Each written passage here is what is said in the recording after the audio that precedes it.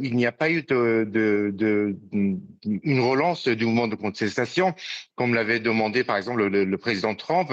Les rues de Téhéran sont complètement vides, et la population est terrée chez elle. Beaucoup d'habitants ont commencé à quitter la capitale iranienne. Il n'y a plus d'embouteillage dans la ville. Les services de sécurité sont déployés dans tous les quartiers de la capitale iranienne, mais aussi dans les villes de province. Et donc, de contrôle toutes les voitures. Il y a des barrages un peu partout dans Téhéran, sur les grandes avenues. Donc, il y a un contrôle, un renforcement du contrôle sécuritaire qui est très visible et qui montre que le pouvoir ne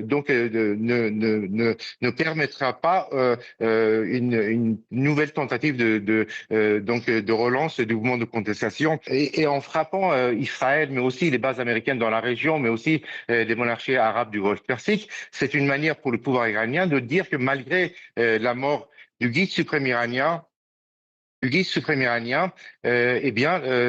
pays fait face et lance et continue à lancer, à riposter aux frappes américaines et israéliennes. De plus en plus, on se rend compte que le conflit va durer. L'économie est totalement arrêtée alors qu'on est à la veille du nouvel an iranien. Tous les magasins sont fermés, les universités et les écoles sont également fermées jusqu'au mois d'avril au moins. Ce qui veut dire que il y aura une période sans activité, ce qui veut dire une aggravation de la situation économique.